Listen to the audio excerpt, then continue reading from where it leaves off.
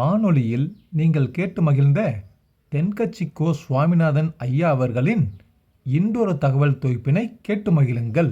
பொங்கல் திருநாள். பொங்கல் திருநாள்னா இது ஏதோ அறுவடை திருநாள் அப்படின்னு சொல்லுவோம். அதாவது வருஷம் பூரா நாம் பாடுபட்டு அதனுடைய பலனை அனுபவிக்கிற நாள் அப்படிங்கிறது நாம் சொல்லிகிட்டு இருக்கிறது. இது முக்கியமாக இது ஒரு நன்றி அறிவிப்பு நாள் அப்படின்னு சொல்லுவாங்க. இன்றைக்கி நிறைய நன்றி அறிவிப்பு கூட்டம்லாம் நடந்துக்கிட்டு இருக்குல்ல, அது மாதிரி விவசாயிகள் நடத்துகிற ஒரு நன்றி அறிவிப்பு விழா இது. யாருக்கு நன்றி சொல்கிறாங்கன்னா ஆதவனுக்கு. அதாவது சூரியன் இல்லைன்னா விவசாயம் இல்லை. அதனால் ஆதவனுக்கு நன்றி செலுத்துகிற நாளாக இந்த பொங்கல் திருநாளை நாம் கொண்டாடுறோம். அதாவது இந்த பொங்கலில் விவசாயிகள்கிட்டேருந்து நிறைய பண்புகளை நாம் தெரிஞ்சுக்க வேண்டிய நாள் இது. விவசாயிகள் அவங்க விவசாயம் முன்னேறி இருக்கிற அளவுக்கு விவசாயிகளுடைய வாழ்க்கை தரம் முன்னேறலை. அந்த அளவுக்கு அவர்கள் நாட்டுக்காக உழைச்சிக்கிட்டு இருக்கிறாங்க. அந்த காலத்திலே அதை பற்றி ஒரு கதை சொல்கிறது உண்டு. ஒரு வயசான ஆள் நிலத்தில் ஏறு உழுதுகிட்டு இருந்தாராம். கிழிஞ்சு போன ஒரு சின்ன துண்டை தான் இடுப்பில் கட்டியிருந்தாராம். தலையில் ஒரு கந்தலை சுற்றி இருந்தார். உடம்பு பூரா சேரு, ரொம்ப ஏழை. ஏறு ஓட்டிகிட்டு இருக்கிறவர் வேறு எப்படி இருப்பார்? இருந்தாலும் அந்த ஆள் ரொம்ப ஜாலியாக பாட்டு பாடிக்கிட்டே ஏறு உழுதுகிட்டு இருந்தாராம். உடம்பில் தான் அவர் ஏழையை தவிர மனசில் ஒரு ஏழையாக தெரியல. அந்த சமயத்தில் அந்த நாட்டு ராஜா அந்த பக்கமாக குதிரை மேலே வந்தாராம். வேட்டைக்கு போயிட்டு பரிவாரங்களோடு திரும்பி வந்துக்கிட்டு இருக்கிறார். ரொம்ப செல்வ செழிப்பில் இருக்கிற ராஜா அவர் இந்த வயசான விவசாயியை பார்த்துருக்கார். இந்த ஆள் ரொம்பவும் ஏழைங்கிறது அவர் பார்த்தாவே பளிச்சுன்னு தெரியுது. கட்டிக்கிறதுக்கு நல்ல துணி இல்லை, உடம்போ இழைச்சி போயிருக்குது, வயிறு முதுகில் போய் ஒட்டிகிட்டு இருக்கு, கண்ணு குழி விழுந்து போயிருக்குது. ஆனாலும் முகத்தை பார்த்தா சந்தோஷமாக இருக்கிற மாதிரி இருக்குது. இவ்வளோ உற்சாகமாக பாடிக்கிட்டு இருக்கிறாரே அப்படின்னு ஆச்சரியமாக நினச்சி பார்த்தார் அந்த ராஜா. சரி, அவர்கிட்ட கொஞ்சம் பேச்சு கொடுத்து பார்க்கலாம் அப்படின்னு முடிவு பண்ணார். ஐயா பெரியவரே, இப்படி கொஞ்சம் வர முடியுமான்னாராம். பொழுது போகிறதுக்குள்ளே நான் இந்த வயல் பூரா உழவு ஓட்டி ஆகணும், அதனால் பேசுகிறதுக்கு நேரம் இல்லை அப்படின்னாராம் அந்த பெரியவர். என்ன அவ்வளவு அவசரமாக? மீதி இருந்தால் நாளைக்கு உழுதக்கூடாதா? அது சரி, உனக்கு எத்தனை ஏக்கர் நிலம் இருக்குது அப்படின்னு விசாரிச்சிருக்கார் ராஜா. எனக்குன்னு சொந்தமாக உள்ளங்கை அளவு கூட நிலம் கிடையாது. இது எங்கள் முதலாளியோட நிலம். இதை பூராவும் உழுது முடித்தா தான் அவர் கூலி கொடுப்பார். நான் கூலிக்கு உழுதுகிட்டு இருக்கிறேன். உங்ககிட்ட பேசிக்கிட்டு இருந்தால் அவருக்கு துரோகம் பண்ணது மாதிரி ஆகிடும் அப்படின்னாராம். ராஜா குதிரையை விட்டு கீழே இறங்கினார். வரப்பில் நடந்து அந்த பெரியவர்கிட்டே போனாராம். சரி, ஒரு நாள் பூரா உழுதா உனக்கு எவ்வளவு கூலின்னு கேட்டிருக்கார். 8 அணா கூலி கிடைக்கும்னாராம் அவர். இது ரொம்ப காலத்துக்கு முன்னாடி நடந்த ஒரு சம்பவங்கிறதுனால அப்போ 8 அணா கூலிங்கிறது ரொம்ப பெருசு. இருந்தாலும் அதுவும் அந்த ராஜாவுக்கு பெரிய கூலியாக தெரியல. இவ்வளவு தானா, இதை வச்சுக்கிட்டு நீ எப்படி காலம் தள்ளுற அப்படின்னாராம். ஒன்றும் கவலை இல்லை அப்படின்னாராம் அவர். ராஜாவுக்கு ரொம்ப ஆச்சரியமாக போச்சு. 8 அணா கூலி வாங்குகிற இந்த ஆள் கவலை இல்லாமல் இருக்கிறார், ஏராளமான வசதியோடு இருக்கிறன்னா கவலை இல்லாமல் வாழ முடியலையே அப்படின்னு நினச்சி பார்த்துருக்கார். அது சரி, 8 அணாவில் எப்படி குடும்பம் நடத்துகிற அப்படின்னு கேட்டாராம். எனக்கு கிடைக்கிற 8 அணாவில் 2 அணா குடும்பத்துக்கு செலவழிக்கிறேன், 2 அணா பழைய கடனுக்கு கொடுக்குறேன், 2 அணா தர்மம் செய்கிறேன், 2 அணா வட்டிக்கு கொடுக்குறேன், ஒரு குறையும் இல்லைன்னாராம். ராஜாவுக்கு ஒன்றும் புரியல. எனக்கு ஒன்றும் புரியலேன்னு இருக்கார். ஐயா, எனக்கும் என் மனைவிக்கும் 2 அணா செலவாகுது. வயசான அம்மா அப்பா இருக்கிறாங்க, சின்ன வயசில் என்னை காப்பாற்றினவங்க அவங்க. அந்த கடனுக்கு 2 அணா செலவாகுது, அது பழைய கடன். என் தங்கச்சி ஒருத்தி ஆதரவு இல்லாத நிலைமையில் தன்னுடைய மகனோட என் வீட்டில் இருக்கிறா. அவளுக்கும் அவள் மகனுக்கும் 2 அணா செலவு பண்ணுறேன், அது தர்மம். எனக்கு 2 பிள்ளைங்க இருக்கிறாங்க, அவங்களுக்கு 2 அணா செலவு பண்ணுறேன், அது வட்டிக்கு கொடுக்கறது மாதிரி. பிற்காலத்தில் அவங்க எங்களை காப்பாற்றுவாங்க. அந்த வகையில் நான் திருப்தியோடு வாழ்ந்துக்கிட்டு இருக்கிறேன் அப்படின்னாராம். ராஜாவுக்கு அர்த்தம் புரிய ஆரம்பிச்சுதான். அந்த பெரிய நிலத்தை விலை கொடுத்து வாங்கி அந்த பெரியவருக்கே தானமாக கொடுத்துட்டாராம். இப்போ உழுதவருக்கே நிலம் சொந்தமாகிட்டுது. அன்னையிலேருந்து அரசனுக்கும் ஆறுதல் கிடைச்சிதான். இப்படி ஒரு கதை சொல்லுவாங்க. 8 அணா வருமானத்தை வச்சுக்கிட்டு எப்படி காலத்தை தள்ளுறதுன்னு சொல்கிறதுக்காக இந்த கதையை சொல்கிறதாக யாரும் தப்பாக நினச்சிக்கக்கூடாது. கிடைக்கிறத எப்படி பங்கு போடுறார், எப்படி திருப்தியாக வாழறார் அப்படிங்கிறது தான் முக்கியம். அது மாதிரி இன்றைக்கு இந்த பொங்கல் திருநாளில் உழவர்கள் மனசு மகிழ்ச்சியாக இருந்ததுன்னா அது எல்லாரும் மகிழ்ச்சியாக இருக்கிறது மாதிரி அர்த்தம். அதனால் அவர்கள்ட்டேருந்து நாம் பாடம் கற்றுக்கணும். சில உழவர்கள் தங்கள் நிலத்தில் விளையிறத தாங்கள் சாப்பிட மாட்டாங்க. அடுத்தவங்கள்ட்ட விற்றுட்டு சந்தையில் போய் வேறு அரிசி வாங்கிட்டு தான் இவங்க சாப்பிடுவாங்க. அப்படிப்பட்ட விவசாயிகள்லாம் இது உண்டு. பங்கிடுகிற பண்பை உழவர்கள்ட்டேருந்து கற்றுக்கொள்ளுங்கள் அப்படிம்பாங்க. ஒரு ஆள் நிம்மதியாக மகிழ்ச்சியாக இருந்தானா, உங்கள் நிம்மதிக்கும் மகிழ்ச்சிக்கும் என்ன காரணம்னு கேட்டிருக்கார் இன்னொருத்தர். என்கிட்ட இருந்தது பூராவையும் என் பிள்ளைங்களுக்கு சமமாக பங்கு போட்டு கொடுத்துட்டேன், எனக்குன்னு எதுவுமே வச்சுக்கல, அதுதான் நிம்மதிக்கு காரணம்ன்றிருக்கான். உங்ககிட்ட இருந்தது எவ்வளவு இருந்தது அப்படின்னு கேட்டிருக்காரு அவர். மொத்தமாக ஒரு 50,000 ரூபா இருக்கும் அப்படின்னு இருக்கான். அவ்வளவும் பணமாகவே இருந்ததா அப்படின்னு கேட்டிருக்காங்க அவங்க. இல்லைங்க, அவ்வளவும் கடன், அதை தான் பிரித்து கொடுத்துருக்கேன் பிள்ளைங்கக்கிட்ட அப்படின்னு நானும். அவன் ஒரு மனுஷனுக்கு 3 விதத்தில் கர்வம் உண்டாகிறதுக்கு வாய்ப்பு உண்டு. பணம், பதவி, புகழ். பணம் அதிகமாக வந்தால் கர்வம் வரலாம், பதவி பெருசாக வந்துட்டுதுன்னா கர்வம் வரலாம், புகழ் அதிகமாக போனாலும் கர்வம் வரலாம். இந்த 3 வகையான கர்வத்துக்கும் இடம் கொடுக்காமல் இருக்கிறாங்க பாருங்கள், அவங்க தான் சிறந்த மனிதர்கள். ஒரு பெரிய பொறுப்பில் இருக்கிறவங்களுக்கு கர்வம் வந்துடக்கூடாது. அப்படி வந்துட்டுதுன்னா அது எல்லாருக்கும் இடைஞ்சல். ஒரு ராஜா இருந்தார். அவர் ஒரு நாள் தன்னுடைய தலைநகரத்தை சுற்றி வந்துக்கிட்டு இருந்தார். ஒரு இடத்துல ஒரு அழகான நிலத்தை பார்த்தார். ஆஹா, இந்த இடத்துல நமக்குன்னு ஒரு மாளிகையை கட்டினா எவ்வளோ நல்லாயிருக்கும் அப்படின்னு நினச்சார். ராஜா நினச்சா அது முடியாத காரியமா? சரி, இந்த நிலம் யாருக்கு சொந்தம்னு விசாரிங்க அப்படின்னார் பக்கத்தில் இருந்தவங்கக்கிட்ட. அவங்கெல்லாம் ஓடி போய் விசாரித்தாங்க. அந்த இடம் ஒரு வயசான கிழவிக்கு சொந்தம், வயசான அம்மாவுக்கு சொந்தமாக. அந்த அம்மா தான் அதில் ஒரு குடிசையை போட்டு குடியிருந்துகிட்டு இருக்கிறாங்க. சரி, அந்த நிலத்துக்கு ஒரு விலையை நிர்ணயம் பண்ணி அதை அந்த வயசான அம்மாக்கிட்ட கொடுத்துருங்கோ அப்படின்னு உத்தரவு போட்டார் ராஜா. ஆனால் அந்த அம்மா, இது எங்கள் பூர்வீக இடம், இதை விற்க மாட்டேன் அப்படின்னு சொல்லிவிட்டுது. சரி, 2 பங்கு விலை கொடுக்குறோம்னு சொல்லி பாருங்க அப்படின்னாங்க. அப்படியே சொன்னாங்க அரண்மனை ஆட்கள். அதுக்கும் சம்மதிக்கலை அந்த அம்மா. இதை கேள்விப்பட்டதும் ராஜாவுக்கு கோபம் வந்துட்டுது. தன்னுடைய ஆளுங்களை கூப்பிட்டார். போய் அந்த குடிசையை பிரித்து எறிங்க, காசெல்லாம் ஒன்றும் கொடுக்காதீங்க அப்படின்னு கத்தினார். அவ்வளோதான். அடுத்த நிமிஷம் அரண்மனை ஆசாமிகள் போனாங்க, குடிசையை பிரித்து எரிஞ்சாங்க. அந்த வயசான அம்மா இருக்குது, அதுவும் அந்த இடத்த விட்டு துரத்தி விட்டாங்க. அந்த இடத்துல ஒரு அரச மாளிகையை கட்டி முடிச்சிட்டாங்க. அந்த வயசான அம்மா பாவம், ராஜாவே இப்படி பண்ணால் யார்கிட்ட போய் முறையிட முடியும்? ஒரு ஞானி இருந்தார், அவர்கிட்ட போய் சொன்னாங்க. அவர் இவங்க சொன்னதை கேட்டு மனசில் வச்சுக்கிட்டார். ஒரு நாள் அந்த ராஜாவே இந்த ஞானியை கூப்பிட்டார். புதுசாக ஒரு மாளிகை கட்டியிருக்கிறேன், வந்து பாருங்கன்னு. சரின்னு சொல்லி இந்த பெரியவர் ஒரு நாள் அந்த மாளிகைக்கு போனார். சும்மா போகல, ஒரு கழுதையையும் ஓட்டிகிட்டு போனார். கொஞ்சம் சாக்குகள், வெத்து சாக்கு, அதையும் எடுத்து கழுதை முதுகில் போட்டு கழுதையை ஓட்டிகிட்டு போகிறார். ராஜா பார்த்தார். அவருக்கு இது ஆச்சரியமாக இருந்தது. என்ன இது, மாளிகைக்கு வந்துட்டு போங்கன்னு கூப்பிட்டா கழுதை சாக்கு இதெல்லாம் கொண்டு வராரே, ஒன்றும் புரியலையேன்னு நினச்சார். எதுக்காக இதெல்லாம்னு கேட்டார். அரசருடைய தோட்டத்திலேருந்து கொஞ்சம் மண் எடுத்துகிட்டு போகிறதுக்கு ஆசைப்படுறேன், அதுக்கு நீங்கள் அனுமதி கொடுக்கணும் அப்படின்னாரு இவர். இது என்ன வேடிக்கையான கோரிக்கையாக இருக்குது அப்படின்னு நினச்சார் ராஜா. இருந்தாலும் மண்ணு தானே கேட்குறாரு, எடுத்துகிட்டு போகட்டுமே அப்படின்னு நினச்சார். சரின்னு அனுமதி கொடுத்தார். அந்த பெரியவர் தோட்டத்துக்கு போனார், மண்ணை வெட்டினார், சாக்கில் போட்டு நிரப்புனார். ராஜாவை கொஞ்சம் கிட்ட வாங்கன்னு கூப்பிட்டார். இந்த மண் மூட்டையை தூக்கி கழுதையோட முதுகில் வைக்கணும், கொஞ்சம் உதவி பண்ணுங்கன்னார். ஓ, பண்ணுறேனே அப்படின்னு சொல்லி ராஜா கிட்ட போனார். மூட்டையை தூக்கி பார்க்குறாரு, முடியல, திணறி போட்டார். இப்போ அந்த ஞானி பேசினாராம். அரசே, இந்த ஒரு சாக்கு மண்ணையே உங்களால் தூக்க முடியல, அந்த கிழவிகிட்ட இருந்து அந்த அக்கிரமமாக அபகரித்த இந்த தோட்டம் பூராவையும் சுமக்கணும்னு ஆசைப்படுறீங்களே, அது உங்களால் முடியுமா அப்படின்னு கேட்டாராம். ராஜா யோசனை பண்ண ஆரம்பித்தார். தன்னுடைய செயலுக்காக வருத்தப்பட்டாராம். அந்த வயசான அம்மாவை உடனடியாக வரவழைச்சார். தாயே, தப்பு பண்ணிட்டேன், என்னை மன்னிச்சுக்குங்க, இன்னையிலேருந்து இந்த மாளிகையும் தோட்டமும் உங்களுக்கு தான் சொந்தம் அப்படின்னு சொல்லிவிட்டாராம். போகிறப்ப இந்த உலகத்திலேருந்து எண்ணத்தை எடுத்துகிட்டு போக போகிறோம், அதனால் ரொம்பவும் அலட்டிக்க வேண்டியதில்லை, கர்வப்பட வேண்டியதில்லை அப்படிங்கிறது ஒரு பெரிய உபதேசம். ஒரு பெரிய மனுஷன் சாக கிடந்தார், ரொம்பவும் அழுதார். ஏன் அழறீங்க அப்படின்னு கேட்டாங்க சுற்றி இருந்தவங்க. நான் சாகிறதுக்காக கவலைப்படலை, நான் நம்ம ஜனங்களுக்காக எவ்வளவோ காரியம்லாம் செஞ்சுக்கிட்டு வந்தேன்.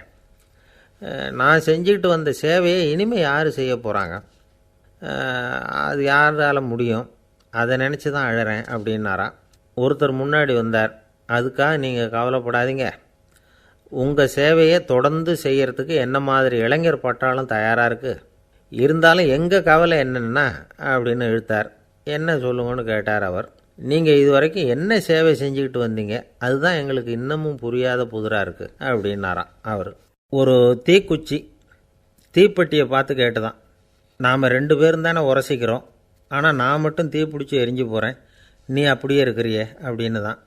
அதுக்கு தீப்பெட்டி சொல்லியிருக்குது, உனக்கு தலையில் கணம் இருக்குது அதனால் அழிஞ்சு போகிற அப்படின்னு தான். எப்படி இருக்கு பாருங்கள் இந்த பதில். தலையில் கணம் உள்ளவங்க யாருமே சரியாக இருக்க முடியாது. எவ்வளவு பெரியவங்களாக இருந்தாலும் சரி, ரொம்ப கஷ்டம்தான் அது. கர்வங்கிறது கூடவே கூடாது. இதை விளக்கிறதுக்கு மகான் ஒருத்தர் ஒரு சம்பவத்தை சொல்கிறார். அர்ஜுனன் தீர்த்த யாத்திரை பண்ணானா. அப்போது தென்னிந்தியாவுக்கு வந்திருக்கிறான். ராமேஸ்வரத்துக்கு போனப்போ அங்கே இலங்கைக்கு கல்லுலாம் அடுக்கி போடப்பட்டிருந்த பாலத்தை பார்த்தானா. ஒரு சின்ன குரங்கு அதுக்கு பக்கத்தில் விளையாடிக்கிட்டு இருந்திருக்கு. அதை பார்த்துட்டு அர்ஜுனன் சிரிச்சிருக்கான். ஏன் சிரிக்கிறேன்னு கேட்டிருக்கு அந்த குரங்கு. ராமன் மிகச்சிறந்த வில் வீரன். அப்படி இருக்கிறப்போ அவன் இலங்கைக்கு அம்புகளாலேயே ஒரு பாலம் கட்டியிருக்கலாம். அதை விட்டுட்டு போயும் உன்ன மாதிரி குரங்குகளை துணையாக வச்சுக்கிட்டு இப்படி ஒரு கருங்கல் பாலத்தை கட்டியிருக்கிறானே அப்படின்னு நானா. அம்புகளால் பாலம் கட்ட முடியுமா அப்படின்னு கேட்டு தான் குரங்கு. ஏன் முடியாது, என்னால் முடியுமேன்றிருக்கான் அர்ஜுனன். அம்பால் பாலம் கட்டலாம், இருந்தாலும் என்ன மாதிரி குரங்குகள் ஏறி நடந்தால் அது தாங்குமா? அதனால தான் ராமர் கருங்கல் பாலமே கட்டினார் அப்படின்றது குரங்கு சொல்லிச்சான். அப்படியே சொல்கிற, நான் வேணும்னா இப்போ அம்புகளாலேயே ஒரு பாலத்தை கட்டுறேன், நீ அது மேலே ஏறி நடந்து பார். பாலம் விழுந்துட்டுதுன்னா நான் தீ மூட்டி அதில் குதித்து உயிர் தியாகம் பண்ணிவிடுறேன் அப்படின்னு நான் ரொம்ப கோபமாக. உடனே அந்த சின்ன குரங்கு பெரிய உருவம் எடுத்துட்டு தான் கையில் கதையோடு அர்ஜுனன் முன்னாடி நிற்கிறான் அனுமன். பார்த்தா, என்னுடைய தலைவர் ராமரையா இழிவாக பேசுகிற, நீ இப்போ பாலம் கட்டு, நான் என்னுடைய பலத்தை காட்டுறேன் அப்படின்னா அனுமன். அர்ஜுனன் தன்னுடைய காண்டிபத்தை எடுக்கிறான், சரமாரியாக அம்புகளை விடுறான். அதெல்லாம் ஒன்றோட ஒன்று கோத்துக்கிட்டு அப்படியே பாலம் மாதிரி நிற்கிது. அர்ஜுனன் தலை நிமிர்ந்து நின்னான். அனுமன் உயர கிளம்பி அங்கேருந்து பாலத்தில் பொத்துன்னு இறங்கினான். பாலம் அப்படியே நொறுங்கி போச்சு தூள் தூளாக. என்ன அர்ஜுனா, இப்போ என்ன செய்ய போகிற அப்படின்னா ஏளனமாக. அர்ஜுனன் தலையை தொங்க போட்டுக்கிட்டான். சொன்னபடி தீ மூட்டி அதில் குதிக்கிறதுக்காக 3 தடவை சுற்றி வந்தான். அப்போது கிருஷ்ணர் அங்கே வந்தார். என்ன அர்ஜுனா, என்ன நடக்குது, என்ன இது அப்படின்னு ஒன்றும் தெரியாத மாதிரி கேட்டார்.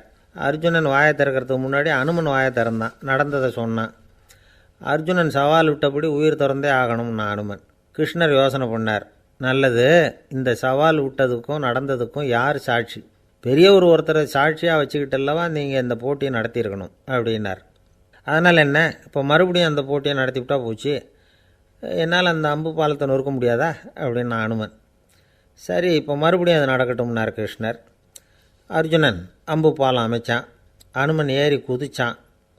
பாலம் அசைஞ்சு கொடுக்கவே இல்லை, அவ்வளோ உறுதியாக இருக்குது. இப்போ அனுமன் தலையை குனிஞ்சிக்கிட்டான். அர்ஜுனன் நன்றியோடு நிமிர்ந்து பார்த்தான். கிருஷ்ணருடைய தோள்கள்லேயும் முதுகள்லேயும் ரத்தம். என்ன சுவாமி, என்ன நடந்ததுன்னு நான் பதறி போய், உன் அம்பு பாலத்தை நான் தான் முட்டு கொடுத்து தாங்கிக்கிட்டு இருந்தேன். அனுமன் குதித்தப்போ என் மேலே ஏற்பட்ட காயங்கள் இவை. பின்ன உன்னுடைய அம்பு பலத்தினாலேயா பாலம் நின்றுதுன்னு நினைக்கிற அப்படின்னாரான்.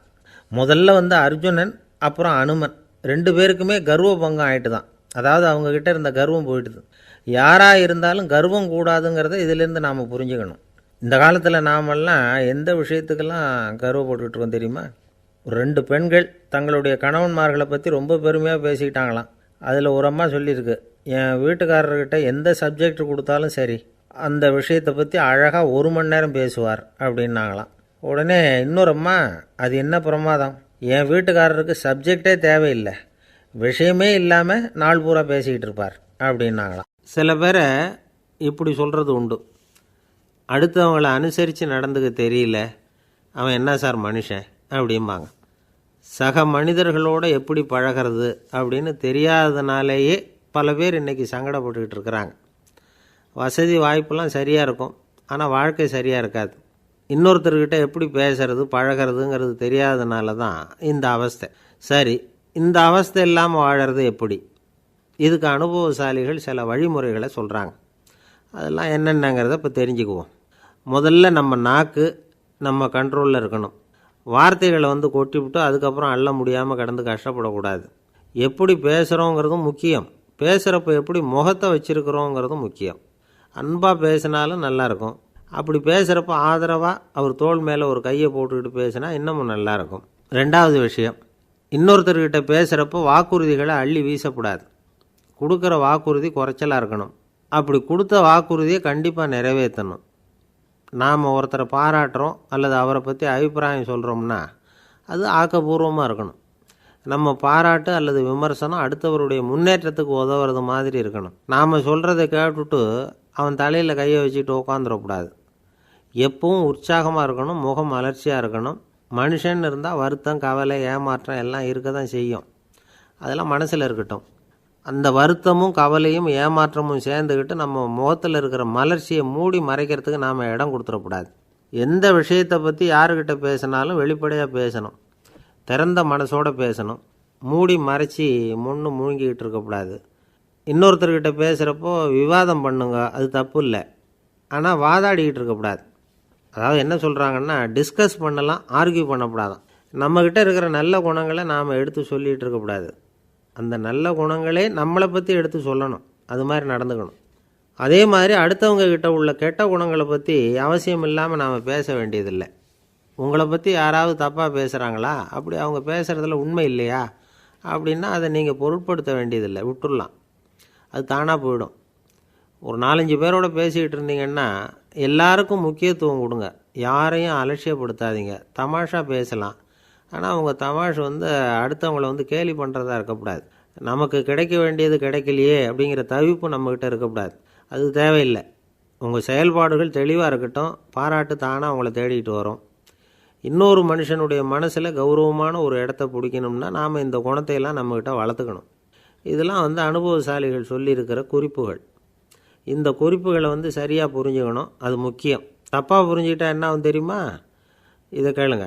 ஒருத்தர் வந்தார். சார், அடுத்தவங்க தோள் மேலே கையை போட்டுக்கிட்டு அன்பாக பேசணும்னு சொன்னீங்க. அப்படி தான் பேசினேன். அவர் முதுகை கூட தட்டி கொடுத்தேன். என் வேலை போயிட்டுது சார், வீட்டுக்கு அனுப்பிச்சிட்டாங்க அப்படின்னார். யாருக்கிட்ட அப்படி பேசுனீங்கன்னு கேட்டோம். என் முதலாளிகிட்ட சார் அப்படிங்கிறார் ரொம்ப சோகமாக. இமயமலை அடிவாரத்தில் ஒரு மடம். அங்கே ஒரு சன்னியாசி இருந்தார். அவர்கிட்ட ஒருத்தர் வந்தார். சுவாமி, ஆசையை உதற நினைக்கிறேன், முடியல, ஒட்டிக்கிட்டே வருது அப்படின்னாராம். இப்படி உட்கார ஒரு கதை சொல்கிறேன் அப்படின்னு சொல்லி அவர் சொல்ல ஆரம்பித்தாராம். அவர் சொன்ன கதை என்னென்னா, ஒரு ஊரில் ஒரு ஆள் இருந்தான். அவன் பேர் குப்புசாமி. அவன்கிட்ட எப்பவும் ஒரு பழைய தொப்பி இருக்கும், விடவே மாட்டான். அதனால் அவனை எல்லோரும் தொப்பி சாமி அப்படின்னு தான் கூப்பிடுறது வழக்கம். ஒரு புது தொப்பி வாங்கிக்கப்படாதாப்பா அப்படின்னு நண்பர்கள்லாம் சொல்லி பார்த்தாங்க. பணத்துக்கு எங்கே போவேன் அப்படின்னு விட்டானான். பணம் வச்சுருக்கான், செலவு பண்ண மனசு வரல. மகா கஞ்சன். பழைய பாட்டில்கள்லாம் வாங்கி விற்றுக்கிட்டு இருந்தான். அப்படி ஒரு தடவை பழைய கண்ணாடி சாமான்களை ஏலத்தில் எடுத்தப்போ அதில் ஒரு அருமையான சென்ட்டு பாட்டில் கிடச்சிது. உடனே ஒரு ஐடியா பண்ணான். அந்த சென்ட்டை சின்ன சின்ன பாட்டில்களில் அடைச்சி ஜன்னல் ஓரமாக அடுக்கி வச்சுட்டான். அதை விற்றா நிறைய பணம் கிடைக்குமே. அதனால் இதுக்கு இடையில் ஒரு நாள் அவன் அப்படியே உட்காந்துருந்தான். அந்த நேரம் நண்பன் வந்தான். ஏண்டா, உன் பழைய தொப்பியை மாற்றப்படாதா? ஊரில் எல்லோரும் கேலி பேசுகிறாங்களே உன்னை தொப்பி சாமின்னு அப்படின்னு சொல்லி கேட்டிருக்கான். இந்த சென்ட்டு பாட்டில் விற்றதும் பணம் வரும், அதுக்கப்புறம் பார்க்கலாம் அப்படின்னு நானா இவன். சரி வா, நீச்சல் குளத்துக்கு போயிட்டு வருவோம் அப்படின்னு கூப்பிட்ருக்கான் நண்பன். 2 பேரும் போனாங்க. அதே நேரம் அந்த ஊர் நீதிபதியும் அங்கே குளிக்க வந்தாராம். அவர்கிட்ட இருந்தது விலை வசந்த ஒரு புது தொப்பி. அதை அங்கே இருந்த ஸ்டாண்டில் மாட்டிவிட்டு குளிக்க போனார். இதுக்கிடையில் குப்புசாமி குளிச்சுட்டு வந்தான். அவனுடைய பழைய தொப்பியை காணலை. அந்த புது தொப்பியை பார்த்தா இது நண்பனுடைய வேலை தான் அப்படிங்கிறதாக புரிஞ்சுக்கிட்டு அதை எடுத்து மாட்டிகிட்டு வந்துட்டான். நீதிபதி குளிச்சுட்டு வந்து பார்க்குறாரு, தொப்பியை காணும். போலீஸில் புகார் கொடுத்தார். அவங்க தேடினாங்க. ஒரு மூலையில் பழைய தொப்பி கிடச்சிது. அடடா, இது நம்ம குப்புசாமியோட தொப்பி இல்லையா அப்படின்னு நானா ஒருத்தன். உடனே அவன் வீட்டுக்கு தேடிட்டு போயிருக்காங்க. அங்கே போய் பார்த்தா புது தொப்பி அங்கே இருக்குது. உடனே அவனுக்கு 1000 ரூபா அபராதம் போட்டாங்களாம். அவன் பணத்தை கட்டிவிட்டு ரொம்ப எரிச்சலோடு வீட்டுக்கு வந்தான். பழைய தொப்பி கண்ணில் பட்டுது. மறுபடியும் உன்னால் தானே எனக்கு 1000 ரூபா நஷ்டம் அப்படின்னு சொல்லி அதை எடுத்துக்கிட்டு அப்படி போயிருக்கான். அந்த ஊர் குளத்தில் வீசி எரிஞ்சிட்டு வந்துட்டான். அது மீன் பிடிக்கிற ஒருத்தன் கையில் சிக்கிச்சு. அவன் வர்ற வழியில் அதை எடுத்து வேகமாக வீசி எறிஞ்சான். அது நேராக குப்புசாமி வீட்டு ஜன்னல் வழியாக உள்ளே இந்த சென்ட்டு பாட்டில்கள் மேலே விழுந்து எல்லாம் உடஞ்சி நொறுங்கி போச்சு. குப்புசாமி பார்த்தான். தோட்டத்தில் ஆழமாக ஒரு குழியை வெட்டினான். அந்த தொப்பியை போட்டான், மூடிவிட்டான். இதை அடுத்த வீட்டுக்காரன் பார்த்தான். ஏதோ புதையல் தான் வச்சுருக்கான் போல இருக்குன்னு நினச்சான். போலீஸில் போய் புகார் கொடுத்துட்டான். மறுபடியும் போலீஸ். குழியை தோண்டினாங்க. பழைய தொப்பி மறுபடியும் வெளியில் வந்தது. எல்லோரும் சிரிக்கிறாங்க. அன்னைக்கு ராத்திரியே அந்த தொப்பியை எடுத்துக்கிட்டு நேராக புறப்பட்டான். ஒரு கல்லில் அதை சேர்த்து கட்டி குடிநீர் தொட்டி இருக்கும்ல, அதில் போட்டுட்டு வந்துட்டான். இனிமேல் என்ன பண்ணும் பார்ப்போன்னு. ஒரு நாள் திடீர்னு குழாயெல்லாம் அடைப்பட்டு போச்சு. மாநகராட்சி அலுவலர்கள் வந்து என்னன்னு பார்த்தா அந்த பழைய தொப்பி குழாயை அடைச்சிக்கிட்டு இருக்குது. இது குப்புசாமியோட தொப்பிங்கிறது தான் எல்லாருக்கும் தெரியுமே. உடனே குடிநீரை வந்து பாழாக்கணத்துக்காக குப்புசாமிக்கு கோர்ட்டு 2500 ரூபா அபராதம் போட்டுவிட்டுது. அதையும் கட்டிவிட்டு வெளில வந்தான். கடைசியாக முடிவு பண்ணான். ஒரு நெருப்பு குச்சியை கிழிச்சான். தொப்பியை கொளுத்தினான். எரிஞ்சுது. எடுத்து வெளில எரிஞ்சான். கொஞ்ச நேரத்தில் தீ அணைப்பு படம் வந்துட்டுது. ஆமாம், இவன் எடுத்து எரிஞ்சது வெளியில் விழுந்து வீட்டு கூரையே பற்றிக்கிட்டு எரிய ஆரம்பிச்சுட்டுது. அவனோட பணத்தாசையும் அதோடு சேர்ந்து எரிஞ்சு போச்சான். இப்படி ஒரு கதை. இந்த கதையை சொல்லி முடித்தார் அந்த இமயமலை அடிவாரத்தில் இருந்த சன்னியாசி. இப்போ அந்த குப்புசாமி எங்கே இருக்கிறான்னு கேட்டார் எதிரில் இருந்தவர். இதோ உன் எதிரிலே இருக்கிறான், நான் தான் அந்த குப்புசாமி அப்படின்னாரான் அந்த சன்னியாசி. அந்த குப்புசாமிகிட்ட இருந்தது மாதிரி ஒரு பழைய தொப்பி நம்ம ஒவ்வொருத்தர்கிட்டையும் உண்டு. அதை எப்படி தொலைக்கிறதுன்னு தெரியாமல் தடுமாறிக்கிட்டு இருக்கிறோம். அது என்ன தொப்பிங்கிறீங்களா? அதுதான் நம்மை சூழ்ந்திருக்கிற மாயை அப்படிங்கிறார் சுவாமி சின்மயானந்தர். மெய்ஞானம் கிடைக்கிறப்போ மாயை வந்து எரிஞ்சு போகும் அப்படிங்கிறது அவருடைய கருத்து. நம்மால் ஒருத்தர் வேகமாக ஓடி வந்தார். காலில் மாட்டியிருந்த பழைய செருப்பு ரெண்டையும் ஆவேசமாக தூக்கி ஒரு கிணத்துல போட்டுட்டு வெறுங்காலோடு நடந்து வந்துக்கிட்டு இருக்கிறார். ஏன் அப்படி பண்ணீங்க அப்படின்னு கேட்டோம். அந்த செருப்புக்கு சொந்தக்காரன் வந்து பின்னாடி வந்துக்கிட்டு இருக்கிறான், அதனால் அப்படி பண்ணேன் அப்படிங்கிறார் இவர். ஒரு கடைக்கு போனேன். 5 ரூபா பணத்தை எடுத்து கொடுத்தேன். ஒரு தினசரி பத்திரிக்கையை கேட்டேன். அவர் உடனே அங்கே அடுக்கி வச்சுருந்த பத்திரிக்கையில் ஒன்று எடுத்து என் கையில் கொடுத்தார். வாங்கிக்கிட்டேன். மீதி பணத்தை எடுத்தார். அதையும் என் கையில் கொடுக்கணும்ல, கொடுக்கல. எதிரில் இருந்த பலகையில் வச்சு எடுத்துக்க சொன்னார். எப்போவும் அவர் அப்படி தான் பண்ணுவார். நானும் எடுத்துக்கிட்டு வந்துடுவேன். இவர் ஏன் இப்படி பண்ணுறாருங்கிறது எனக்கு ரொம்ப நாளாக ஒரு சந்தேகம். ஒரு நாள் அவர்கிட்டயே இதை கேட்டுவிட்டேன். ஏங்க, நீங்கள் உங்கள் கடைக்கு வந்து பொருள்கள் வாங்குறவங்களுக்கு நீங்கள் பாக்கி சில்லறையை கொடுக்குறப்போ பலகையில் வச்சு விட்றீங்க, கையில் கொடுக்க மாட்டேங்கிறீங்களே, ஏன் அப்படின்னு கேட்டேன். காசை கையில் கொடுத்தா நம்மக்கிட்ட இருக்கிற லட்சுமி போயிடுவா சார் அப்படின்னார். அதாவது பணம் செலவாயிடும் அப்படின்னு அர்த்தமா. இன்னொரு நண்பர், அவர் ஒரு நாள் வழக்கத்துக்கு மாறாக ரொம்ப சோகமாக உட்காந்துருக்கிறார். ஏங்க என்னாச்சு, ஏன் இப்படி கப்பலே கவிழ்ந்தது மாதிரி உட்காந்துருக்குறீங்க அப்படின்னு கேட்டேன். கப்பலே கவிழ்ந்திருந்தா கூட நான் இப்படி கவலைப்பட மாட்டேன் சார், வேறு ஒன்று நடந்து போச்சுன்னார். என்னன்னு கேட்டேன். என் உச்சந்தலையில் பல்லி ஒன்று விழுந்துட்டுதுன்னார். அதுக்காகவா இப்படி அப்படின்னு ஆச்சரியப்பட்டேன். ஆமாங்க, பல்லி உச்சந்தலையில் விழுந்தால் பலன் என்னன்னு பஞ்சாங்கத்தில் பார்த்தேன், மரணம்னு போட்டிருக்கு அப்படின்னு சொல்லிவிட்டு அவர் தொடர்ந்து கவலைப்பட ஆரம்பிச்சிட்டார். இப்படியும் ஒருத்தர், என் கூட வேலை பார்க்குற ஒருத்தர் எப்படி தெரியுமா, தினமும் வலது காலை வச்சு தான் ஆஃபீஸுக்கு உள்ளே நுழைவார். என்றைக்காவது தவறுதலாக இடது காலை வச்சு உள்ளே வந்துட்டார்னா அன்னைக்கு பூரா மனசு சங்கடப்படுவார். எந்த வேலையும் சரியாக ஓடாது. கேரம் போர்டு ஆடுற ஒருத்தர் எப்போ ஆட உட்காந்தாலும் ஸ்ட்ரைக்கரை கை தவறி கீழே விழுற மாதிரி பண்ணி அதுக்கப்புறம் அதை எடுத்துக்கிட்டு ஆட உட்காருவார். ஏன்னா எப்போது ஒரு தடவை நிஜமாகவே அது வந்து கை தவறி கீழே விழுந்திருக்குது. அன்னைக்கு பிரமாதமாக ஜெயிச்சுட்டார். உடனே ஒரு முடிவுக்கு வந்துட்டார், கை தவறுனா லாபம் அப்படின்னு. அதுக்கப்புறம் அதையே பழக்கமாக்கிக்கிட்டார். பூனை குறுக்க போனால் சகுனம் சரியில்லைன்னு நினைக்கிறவங்க உண்டு. ஆனால் ஒருத்தர் எப்படி தெரியுமா, அவர் வெளியில் கிளம்புற சமயம் பக்கத்து வீட்டு ரேடியோவில் மியாவ் மியாவ் பூனை குட்டின்னு பாட்டு சத்தம் கேட்டால் கூட போதும், சகுனம் சரியில்லைன்னு பிரயாணத்தை கேன்சல் பண்ணிவிடுவார். இப்போ இவ்வளவும் எதுக்கு சொல்கிறோம்னா, அளவுக்கு மீறின சகுன நம்பிக்கைகள் இருக்குது பாருங்கள், இதோட பயமும் சேர்ந்துக்கிட்டதுன்னு வச்சுக்கோங்க, இது ஒருத்தருடைய மனநிலையை பாதிச்சிடும். இது வந்து உளவியல் நிபுணர்கள் சொல்கிற கருத்து. வாழ்க்கையே தடுமாற வச்சிரும். பாதுகாப்பு இல்லாத உணர்வு, ஒரு விதமான டிப்ரெஷன் மனநிலை, இதெல்லாம் தான் இதுக்கு காரணமாக அமையலாம். சில பேர் காய்கறி நறுக்க கத்தியை கையில் எடுத்தால் கூட நேரம் சரியாக இருக்கா அப்படின்னு பார்த்துட்டு தான் வேலையை ஆரம்பிக்கிறது வழக்கம். அறிவு தான் மனசுக்கு வாத்தியாராக இருக்கணும். அப்போ தான் வாழ்க்கை வந்து நிம்மதியாக இருக்கும். அறிவு வந்து மனசு சொல்கிறபடியெல்லாம் கேட்க ஆரம்பிச்சுட்டுதுன்னா இடைஞ்சல் தான். ஒருத்தருக்கு 7ஆம் நம்பர் தான் ராசியான நம்பரான். 7ஆம் தேதி தான் எந்த காரியத்தையும் ஆரம்பிப்பாராம். 7 எழுத்து வர்றது மாதிரி பேரை மாற்றி வச்சுக்கிட்டார். 7 மணிக்கு தான் தினமும் எழுந்திருப்பார். 7ஆம் நம்பர் வீட்டில் தான் குடியிருக்கார். கல்யாணம் கூட 7ஆம் தேதி தான் பண்ணிக்கிட்டார். அவர் ஒரு நாள் குதிரை பந்தயத்துக்கு போனாராம். குதிரையோட பேரையெல்லாம் பார்த்தார். ஒரு குதிரையோட பேர் 7 எழுத்தில் அமைஞ்சிருந்தது. 7 தானே இவருக்கு அதிர்ஷ்ட நம்பர். அதனால் உடனே அது பேரில் பணத்தை கட்டினார். பந்தயம் நடந்தது. என்ன சார் ஆச்சுன்னு கேட்டாங்க. நான் பணம் கட்டின அந்த என்னோடய குதிரை 7ஆவதாக வந்து சேர்ந்தது சார் அப்படின்னாராம் சோகமாக. பக்தின்னு சொல்கிறோம் இல்லையா, அது 3 வகைப்படும் அப்படிங்கிறார் ஒரு பெரியவர். அது என்ன 3 வகைன்னா, தெய்வ பக்தி, அடியார்கள் பக்தி, குரு பக்தி. அடியார் பக்தியை விட தெய்வ பக்தியை விட குரு பக்தி தான் ரொம்பவும் சிறந்ததுங்கிறார் அவர். தெய்வத்துக்கிட்ட செஞ்ச பாவம் குருநாதர்கிட்ட தீர்ந்துருமா, குருநாதர்கிட்ட செஞ்ச பாவம் தெய்வத்துக்கிட்ட போனாலும் தீராதான். இப்படி பெரியவங்கள்லாம் சொல்லி வச்சுருக்கிறாங்க. ஒரு காடு, அங்கே அயோத தௌமியர் அப்படின்னு ஒரு தபோதனர், அவர் பல மாணவர்களை ஒன்றா சேர்த்து ஒரு குருகுலம் நடத்திக்கிட்டு இருக்கிறார். பல தரப்பட்டவங்க பல திறப்பட்டவங்க மாணவர்கள் அதில் சேர்ந்து படிச்சுக்கிட்டு இருக்கிறாங்க. பாஞ்சால ராஜகுமாரன் ஒருத்தனும் அந்த குருகுலத்தில் சேர்ந்து படிச்சுக்கிட்டு இருக்கிறான். அவன் பேர் ஆருணி. பெரிய இடத்து புள்ள, இருந்தாலும் படுப்பில் ரொம்ப கெட்டிக்காரனாக இருந்தான். அவன் தான் அங்கே முதல் மாணவன். ஒரு நாள் குருநாதர் அந்த அரசகுமாரனை கூப்பிட்டார். நம்ம குருகுலத்துக்கு சொந்தமான வயலில் தண்ணீர் பெருகி வெள்ளம் பயிரை அழிக்குதான், அதனால் நீ போய் மடையை அடைச்சிட்டு வந்துரு அப்படின்னார். அந்த அரசகுமாரன் உடனே புறப்பட்டான். குருநாதர் சொல்லிட்டார்ல, உடனே புறப்பட்டான். நான் பெரிய இடத்து பிள்ளையாச்சே, ராஜகுமாரனாச்சே, ரொம்ப செல்வாக்கூட வளர்ந்தவனாச்சே, நான் போய் வயலில் இறங்கி வேலை செய்கிறதா அப்படின்னுலாம் அவன் நினைக்கல. குருநாதர் கட்டளையை நிறைவேற்ற வேண்டியது நம்ம கடமை அப்படின்னு நினச்சான். உடனே ஒரு மண்வெட்டியை தூக்கி தோளில் வச்சுக்கிட்டு புறப்பட்டு போயிட்டான். வயலுக்கு போனான்.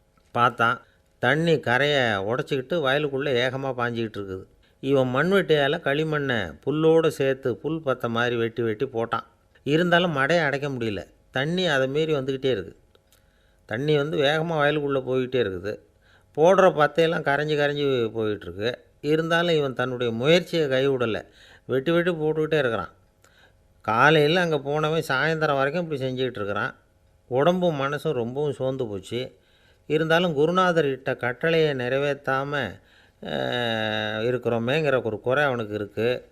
குரு கட்டளையை நிறைவேற்றாத நான் இன்னமும் இருக்கணுமா அப்படின்னு யோசனை பண்ண ஆரம்பிச்சிட்டான். என்ன செய்யலாம்னு பார்த்தான். நம்ம குருநாதர் இட்ட பணிக்காக இந்த உடம்பையே தியாகம் பண்ணலாம் அப்படின்னு முடிவு பண்ணான். தண்ணி பாயுதில் அதுக்கு குறுக்க விழுந்து அப்படியே மடையை அடைச்சிக்கிட்டு அப்படியே படுத்துட்டான். இது மற்றவங்களுக்கு தெரியாது. அன்னைக்கு ராத்திரி ஒரு விளக்கு முன்னாடி உட்காந்து குருநாதர் பிள்ளைங்களுக்கு பாடம் சொல்லி கொடுத்துக்கிட்டு இருக்கிறார். முதல் வரிசையில் இருக்கக்கூடிய ராஜகுமாரனை காணலை. நம்ம ஆருணி எங்கே போனா அப்படின்னு சொல்லி மற்ற மாணவர்களை விசாரித்தார். இப்போ அவங்க சொன்னாங்க, சுவாமி அவன் காலையில் வயலுக்கு மடையை அடைக்கிறதுக்காக போனான், நீங்கள் தான் போக சொன்னீங்க, இன்னும் திரும்பி வரல அப்படின்னு அவர் பையன். குருநாதர் உடனே ஒரு தீவெட்டி எடுத்துக்கிட்டு மாணவர்களை அழைச்சிக்கிட்டு வயலுக்கு போனார். அங்கே போய் பார்த்தா ஆளை காணும். ஆருணி ஆருணின்னு சொல்லி சத்தம் போட்டு கூப்பிட்டு பார்க்குறார். நான் இங்கே இருக்கேன் குருநாதா அப்படின்னு காலுக்கு அடியிலேருந்து ஒரு சத்தம் வருது. குனிஞ்சு பார்த்தா அவன் மடையில் படுத்துருக்குறான். என்னப்பா இதுன்னார். காலையிலேருந்து இந்த மடையை அடைச்சி பார்த்தேன் சுவாமி, முடியல, அதனால் இப்படி குறுக்க படுத்துட்டேன். என்னை தாண்டறதுக்கு பயந்து போய் தண்ணியே தேங்கி நின்றுட்டுது அப்படின்னா. அவனுடைய குரு பக்தியையும் அவனை தாண்டறதுக்கு அஞ்சு நிற்கிற தண்ணி தேக்கத்தையும் பார்த்துட்டு எல்லாரும் ரொம்ப ஆச்சரியப்பட்டு போயிட்டாங்களாம். ஆருணி எழுந்திரிச்சு வா அப்படின்னு கூப்பிட்டாரான் குருநாதர். அவன் தண்ணீரை பொழந்துக்கிட்டு எழுந்திரிச்சு வந்தானான். அதனால் அவனுக்கு உத்தாலகன் அப்படின்னு ஒரு பேர். உத்தாலகன்னா தண்ணீரை பிளந்தவன் அர்த்தம். அந்த உத்தாலகன் மாதிரி இந்த காலத்து மாணவர்களுக்கும் குரு பக்தி வேணும் அப்படின்னு சொன்னோம் ஒரு பள்ளிக்கூடத்தில். உடனே நிறைய மாணவர்கள் எழுந்திரிச்சு நின்னாங்க. சார், நீங்கள் எங்களை இன்னமும் சரியாக புரிஞ்சுக்கலன்னு நினைக்கிறோம். அன்னைக்காவது ஒருத்தன் அப்படி இருந்தான், இன்றைக்கி ஏகப்பட்ட உத்தாலகர்கள் இருக்கிறோம். எங்கள் வாத்தியார் கட்டளை இட்டால் இப்போவே அது மாதிரி வயலுக்கு போய் மடையில் குறுக்கப்படுத்துக்கிறதுக்கு இந்த வகுப்பில் உள்ள அத்தனை பேரும் தயாராக இருக்கிறோம் அப்படின்னாங்க. அப்படியா அப்படின்னு சொல்லி கேட்டோம் ரொம்ப சந்தோஷமாக. ஒருத்தன் ரொம்ப அடக்கமாக எழுந்திரிச்சான். அப்புறம் சொன்னான், ஆமாம் சார், வகுப்பில் இவர் நடத்துகிற பாடத்தை கேட்டுக்கிட்டு இருக்கிறத விட பேசாமல் போய் மடையில் படுத்துடுறது ஒன்றும் கஷ்டமான காரியமாக இருக்காது, அதனால தான் எல்லோரும் அங்கே போகிறேன்னு சொல்கிறோம் அப்படிங்கிறான். ஒரு ராஜா ஊரெல்லாம் சுற்றி பார்த்துட்டு வரலாம்னு ஒரு நாள் புறப்பட்டு போனார். ஒரு இடத்துல தறி நெசவு வேலை ரொம்ப மும்முரமாக நடந்துக்கிட்டு இருந்தது. ஒரு பெரியவர் தறியால் நெசவு வேலை செஞ்சுக்கிட்டு இருந்தார். பக்கத்தில் ஒரு அழகான பொண்ணு உட்காந்து நூலை சுற்றிக்கிட்டு இருக்குது. ராஜா அந்த பெரியவரை பார்த்து யார் இந்த பொண்ணுன்னு விசாரித்தார். ராஜா அப்படி கேட்டதும் அவருக்கு ரொம்ப பெருமையாக போயிட்டுது.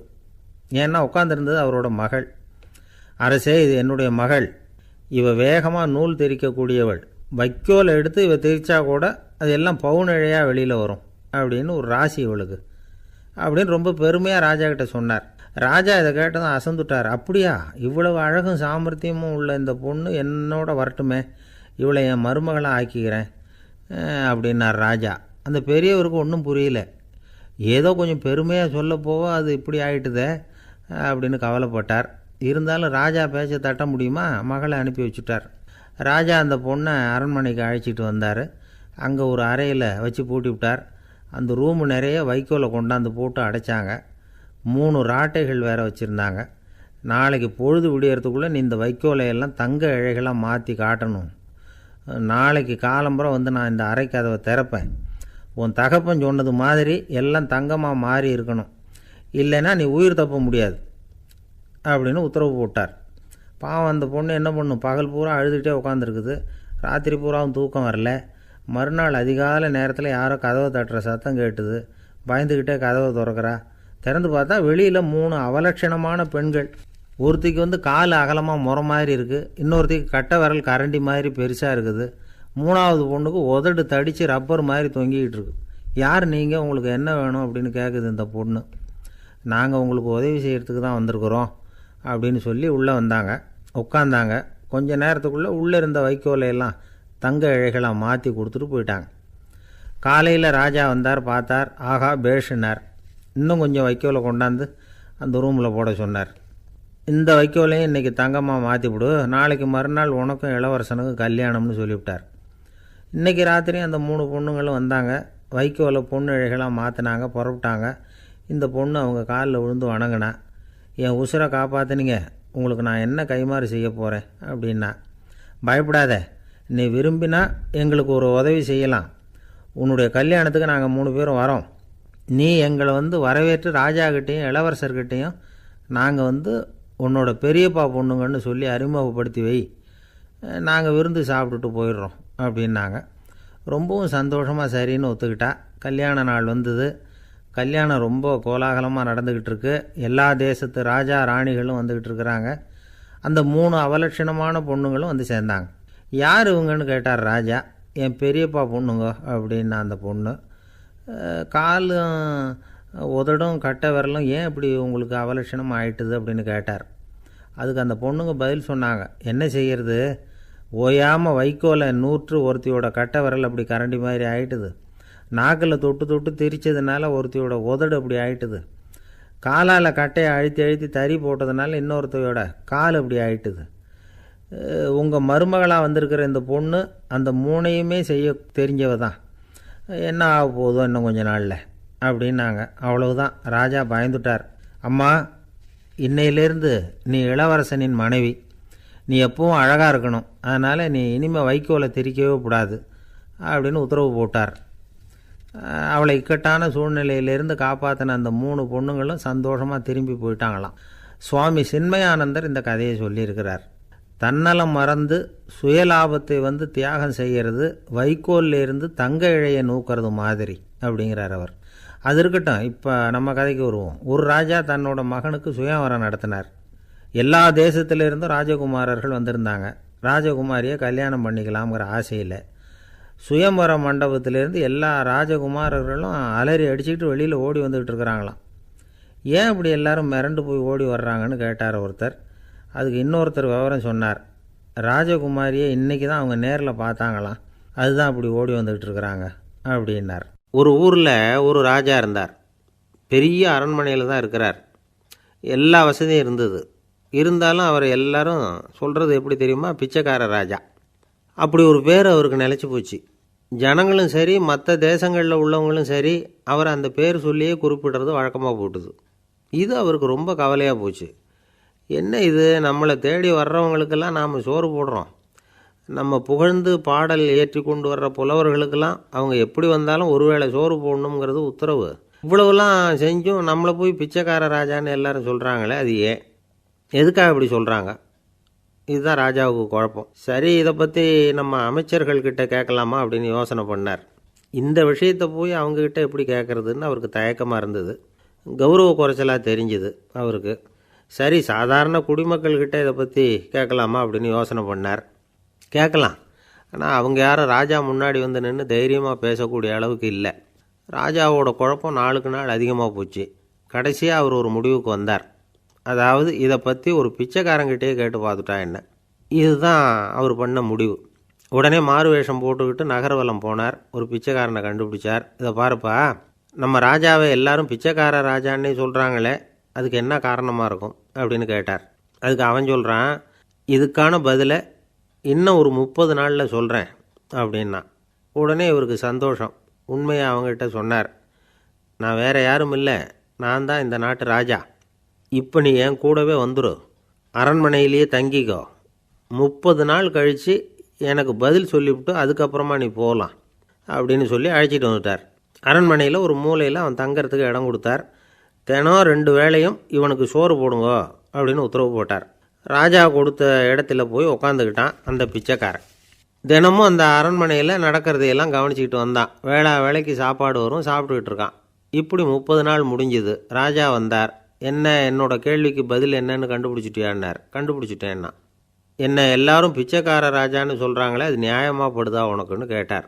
நியாயமாக தான் படுது, சந்தேகம் இல்லாமல் நீங்கள் பிச்சைக்கார ராஜா தான். என்ன தான் நீங்கள் வசதியோடவும் படைபலத்தோடவும் இருந்தால் கூட நீங்கள் எங்கள் வர்க்கத்தை சேர்ந்த ஆசாமி தான் அப்படின்னு அடித்து சொல்லிவிட்டான் அந்த ஆள். ஏனால் அப்படி சொல்கிறேன்னு கேட்டார் இவர். அரசே, ஒரு உண்மையை கண்டுபிடிச்சி சொல்கிறதா நான் உங்ககிட்ட சொன்னேன். நீங்கள் ராஜ பரம்பரைன்னா உடனே உங்கள் கழுத்தில் கிடக்கிற முத்து மாலையை கழட்டி பரிசாக கொடுத்துருப்பீங்க, பொன்னையும் மணியையும் கொடுத்துருப்பீங்க. ஆனால் நீங்கள் அப்படி செய்யலை. என்னை ஒரு மூலையில் உட்கார வச்சு 2 வேளை சோறு போட சொன்னீங்க. உங்களை தேடி யார் வந்தாலும், யார் வந்து பாராட்டி பேசினாலும் அல்லது பிரச்சனைகளை சொன்னாலும் நீங்கள் செய்கிற ஒரே காரியம் சோறு போடுறது தான். பிச்சைக்காரனுக்கு சோறு மட்டும்தான் உலகம். உங்கள் விஷயத்துலேயும் நீங்கள் அப்படி தான் நினைக்கிறதாக தெரியுது. நல்லா கவனிங்க. எந்த ஒரு பிரச்சனைக்கும் சோறு தான் முடிவுன்னு நினைக்கிறீங்க பாருங்கள். நீங்கள் சந்தேகமில்லாத எங்களை சேர்ந்த ஆள் தான் அப்படின்னு விட்டான் அந்த பிச்சைக்காரன். அதுக்கப்புறம் தான் அந்த ராஜா தன்னுடைய தவறுகளையெல்லாம் திருத்திக்கிட்டாராம். பசின்னு வர்றவங்களுக்கு சோறு தான் போடணும், அது தப்பு இல்லை. பாராட்ட வர்றவங்களுக்கெல்லாம் சோத்தையே போட்டு அனுப்புனா இப்படி தான் பேர் வரும்.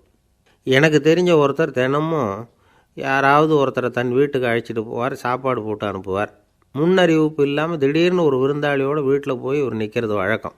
அந்த அம்மாவும் இவருக்காக தயார் பண்ணி வச்சுருந்ததை இவர் அழைச்சிட்டு வந்திருக்கிற விருந்தாளிக்கு போட்டுருவாங்க. விருந்தாளி சாப்பிட்டுட்டு போனதுக்கப்புறம் இவர் மனைவிகிட்ட உனக்கு சிரமம் வேணாம் அப்படின்னு சொல்லிவிட்டு பக்கத்தில் உள்ள ஒரு ஹோட்டலுக்கு போய் காசு கொடுத்து சாப்பிட்டுட்டு வந்துடுவார். பல நாள் இப்படி நடக்கும். ஒரு நாள் அவரை தனியாக கூப்பிட்டுக்கிட்டு போய் ஏன் இப்படி பண்ணுறீங்கன்னு கேட்டோம். அதுக்கு அவர் சொல்கிறாரு, எங்கள் வீட்டு சாப்பாட்டிலேருந்து தப்பிக்கிறதுக்கு எனக்கு வேறு வழி எதுவும் தெரியல சார், அதனால தான் இப்படி பண்ணிகிட்ருக்கிறேன் அப்படின்னார் ரொம்ப பரிதாபமாக. ஒருத்தர் முகத்தை தொங்க போட்டுக்கிட்டு ஒரு மாதிரியாக வந்தார். என்ன விஷயம்னு விசாரித்தேன். என்னுடைய நண்பன் ஒருத்தங்கிட்ட கருத்து வேறுபாடு, இனிமேல் நமக்குள்ளே எந்த சம்மந்தமும் வேணாம்னு நட்பை முறிச்சிட்டு வந்துட்டேன்னா. நண்பர்கள்னு இருந்தால் கருத்து வேறுபாடு வரத்தான் செய்யும்னே. கருத்து வேறுபாடு வராமல் இருக்கிறதுக்கு ஏதாவது வழி உண்டா அப்படின்னு கேட்டாவே. அதை பற்றி நிபுணர்கள் சில யோசனைகளை சொல்லியிருக்கிறாங்கன்னு. முதல் விஷயம் என்னென்னா, உங்கள் நண்பனுக்கு ஒரு செய்தி சொல்லணும்னா அதை நீங்களே நேரடியாக சொல்லுங்கள், அல்லது உங்கள் கைப்பட கடிதம் எழுதுங்க. அதாவது நேரடி தொடர்பு முக்கியம். அதை விட்டுட்டு இன்னொருத்தர் மூலமாக நண்பர்களுக்கு செய்தி அனுப்புனா நீங்கள் சொல்கிற செய்தி அப்படியே போய் சேராது, அது சேதமாயிடும். கூட்டி குறைச்சி சொல்லிவிடுவாங்க, அது குழப்பத்தில் கொண்டாந்து விட்டுரும். இது ஒரு யோசனை. ரெண்டாவது யோசனை என்னென்னா, நீங்கள் ஒரு நல்ல காரியத்தை செய்யும் பொழுது உங்கள் நண்பரையும் சேர்த்துக்குங்க, அவருக்கும் அதில் ஒரு ஈடுபாட்டை உருவாக்குங்க. மூணாவது யோசனை, நம்ம பக்கத்தில் இருக்கிற நண்பர் மகிழ்ச்சி அடைகிற மாதிரி ஏதாவது செய்யணும். சின்ன சின்ன செயல்களாக இருந்தாலும் பரவாயில்ல, அவர் நமக்கு எதுவும் செய்யலையே, நாம் எதுக்கு செய்யணும் அப்படின்னு நினச்சிக்கிட்டு இருக்கக்கூடாது. நாலாவது யோசனை என்னென்னா, உங்களுக்கு ஒரு பிரச்சனையா அல்லது உங்கள் நண்பருக்கு ஒரு பிரச்சனையா, எதுவாக இருந்தாலும் 2 பேரும் சேர்ந்து உட்காந்து ஆலோசனை பண்ணுங்கள். நம்ம யோசனையும் கேட்கப்படுதே அப்படிங்கிற நினைப்பே அவருக்கு ஒரு மன நிறைவை உண்டாக்குமா. ஐந்தாவது யோசனை, உங்கள் நண்பர் ஏதோ ஒரு காரியத்தை செய்கிறார், நீங்கள் உடனே அவசரப்பட்டு நீ செய்கிறது தப்புன்னு தீர்ப்பு சொல்லக்கூடாது. அவர் அதை செய்யறதுக்கான நியாயங்கள் எவ்வளவோ இருக்கும். அதை புரிஞ்சுக்கிறதுக்கு முயற்சி பண்ணணும். 6வது யோசனை, உங்கள் நண்பர் என்ன சொன்னாலும் அதை பொறுமையாக கேளுங்க. அவர் சொல்கிறத புரிஞ்சுக்கணும். அவர் சொல்ல விரும்புகிறத புரிஞ்சுக்கணும். அவர் சொல்ல முடியாமல் தவிக்கிறதையும் புரிஞ்சுக்கணும். இப்படி 3 விதமாகவும் அவரை புரிஞ்சுக்கிட்டு அதுக்கு தகுந்த மாதிரி செயல்படணும். 7வது யோசனை என்னென்னா, உங்கள் நண்பர் உங்ககிட்ட வந்து ஏதோ ஒரு கருத்தை சொல்கிறார், அது உங்களுக்கு பிடிக்கல. அதுக்காக உடனே நீ சொல்கிறது சரியில்லை, நான் ஒத்துக்க மாட்டேன் அப்படின்லாம் மறுத்துக்கிட்டு இருக்கக்கூடாது. அவர் சொல்கிறத கேட்கணும், பொறுமையாக சிந்திக்கணும், அதுக்கப்புறம் பதில் சொல்லணும். இப்படிலாம் நடந்துக்கிட்டால் நண்பர்களுக்குள்ள கருத்து வேறுபாடு வர்றதுக்கு வாய்ப்பே இருக்காது அப்படின்னு வல்லுநர்கள் தொகுத்து சொல்லியிருக்கிறாங்க இந்த யோசனைகளை. எனக்கு தெரிஞ்ச சில நண்பர்கள் உண்டு. அவங்களுக்குள்ளேயும் கருத்து வேறுபாடுகள் வராமல் இருக்கிறதுக்கு சில நுட்பங்களை கையாளுறது உண்டு. ஒருத்தர் சொன்னார், அந்த டாக்டர் சின்ன வயசுலேருந்து என் கூட பழகினவர். நாங்கள் 2 பேரும் இணை பிரியாத நண்பர்கள். இருந்தாலும் எனக்கு உடம்பு சரியில்லைன்னா நான் அவர்கிட்ட வைத்தியம் பார்த்துக்க மாட்டேன் அப்படின்னார் ஒருத்தர். ஏன் அப்படின்னு கேட்டேன். எங்கள் நட்பு கெட்டுப்போடக்கூடாது இல்லையா, அதனால தான் அப்படின்னார் இவர்.